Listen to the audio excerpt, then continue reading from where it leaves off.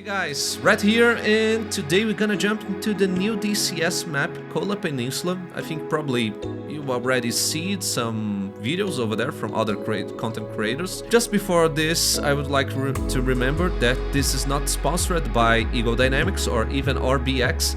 I bought this map like any other person in the world, paying 5 times more because of the exchange rate from Rio, my currency here in Brazil, so 250 bucks. The Kola Peninsula is an area between Norway, Finland, Sweden and Mother Russia. Nowadays, the area raised some alerts because, well, everyone knows, but it's nothing compared to the old times along the Cold War.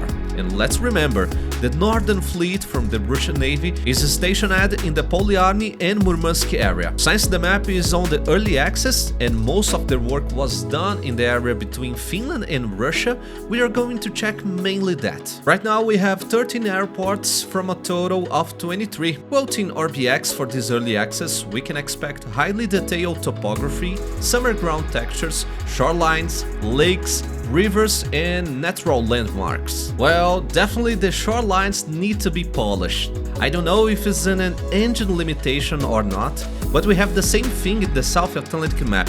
For me, they can address this in the future and I won't be bothered by it. I really liked how the cities are created with such detail. It's not like you are flying any other city on Caucasus. We have pretty distinguished constructions between Russia and Finland and even Sweden. On the Russian side, they are more monochromatic, and on the Finland side and other places, we have more colors.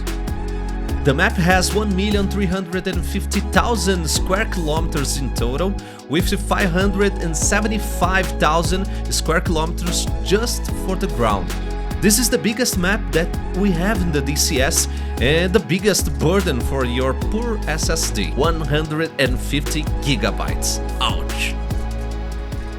With huge size comes big responsibilities, that's what she said. All the detail areas and the scale of this logically will require that space. Maybe in the future they will be able to optimize the size. Let's cross our fingers, it's the best that we can do. Going directly for a few areas in the map, Rovaniemi, the airfield in the Finland, for me is the best airport right now. I like the way the textures from the ground blend with the terrain, both from closer to the ground or flying at Angel's 30. And the slope from this runway, believe me, is insane.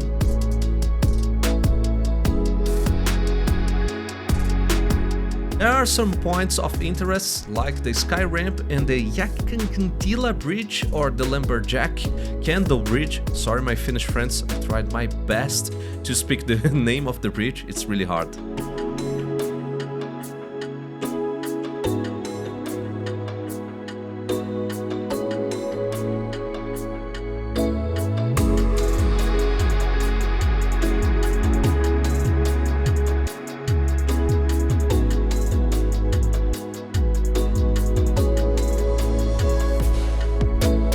Going to Murmansk, in this area we have a big Russian city with density of the constructions and a well-represented port area. They put some details in the area where the coal is just loaded onto the ships. Naval bases and military airfields are presented there. The area is really beautiful, but I just didn't like the green that they use it on the ground. For me, it's too green and going towards a line. Like other parts of the map, we have this problem. And looking via satellite, we should have more brown and the ground would be a little darker, or even some gray to represent the rocky terrain over there. Colors of the red and the blue roofs should be more expressive too. Like other places, there are some buildings just thrown in their real positions without a road connection then, but you know, that is a thing that they can fix on the future of this map.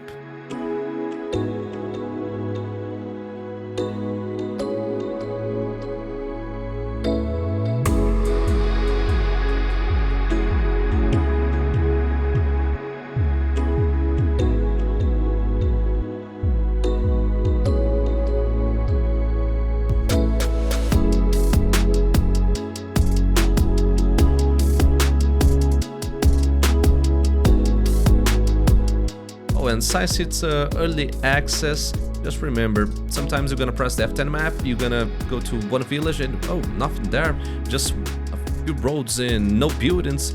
That's happened because probably in the future they will add the buildings over there. They just selected the space, didn't fill it with the forest around, but reserved the space for creating that village or that block from the city. In Olenogorsk, the mines have a good representation, so you can feel that you're exactly there, flying low and on the deck, or even flying high. I have a big airfield at Olenogorsk, and I will leave you with some images.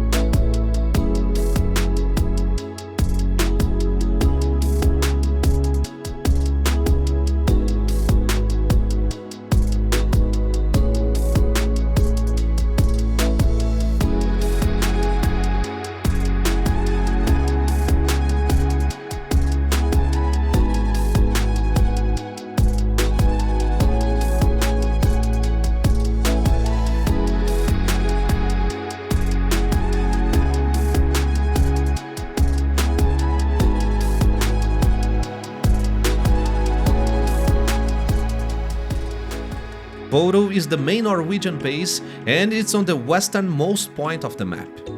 As you can see, all the Hoget server can respawn there, and this area it's outside of the early access, but even right now has a great details, like the fjords and some trees that weren't supposed to be inside the hangars.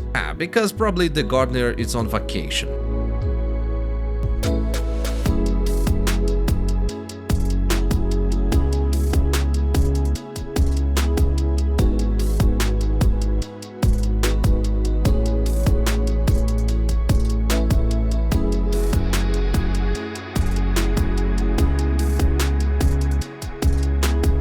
Talking about the future, we are going to have an update next month, June.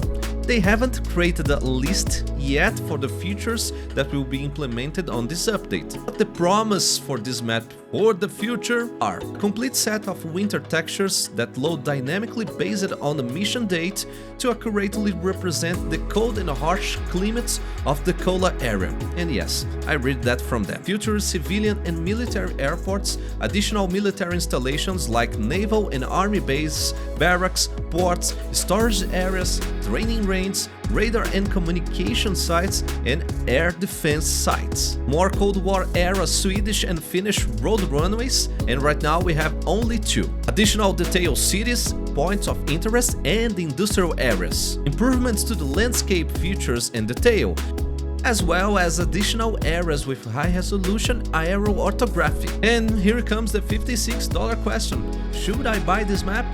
Well, I don't like to be that guy who will advise you to should or shouldn't do, because at least for me, this map will work for a few things that I'm planning, and I really believe that Orbx will win this Kola and we're gonna have a great map in the future. I am okay if the public servers don't use it right now, the Kola, on their map pool too. So I think I have some points that you can ask for yourself to consider.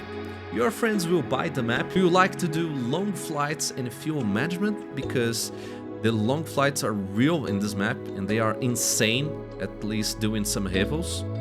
You are okay to buy an unfinished map and this is under construction development map? That is an important question, because at least for me, I'm not required that this map right now should be like Syria. I remember from the earlier days how Syria, started in the DCS and what Syria we have right now, a bunch of years later. If the answer is no for you right now, you can wait for the future updates. In June, a part of Afghanistan is releasing, and it's expected to be one of the most detailed and hyped maps for DCS. Eagle Dynamics confirmed in their roadmap that there will be approximately 3 months intervals between the release of all the 3 regions. So I think that maybe you might want to consider waiting for that one. I hope you enjoyed this quick overview of the new DCS map, Kola Peninsula. If you have any questions, please feel free to leave a comment below. See you next time and fly high.